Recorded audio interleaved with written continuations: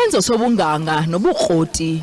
UBoikie Monareng uthe kwakufuneka benesibindi esikhulu ngaphambi kokuba acinge ukuthatha olu hambo. Ukuhamba ngebhayisekile kuhola wendlela odumileyo uN1 wakuzele imicelimngeni nemiqobo ekokubonakala ingena kuyiswa. uMonareng wakhe wanemingeni yempilo yengqondo ngexesha elithile bomini bakhe. I went to a special school and I know the struggle with mental health problems. I did this to raise funds and help with awareness because many people just don't take this seriously. Ngamanye amaxesha ebelala ecaleni kwendlela ngenxa yokuswela indawo yokufihla intloko. It's more than 300 kilos and day one.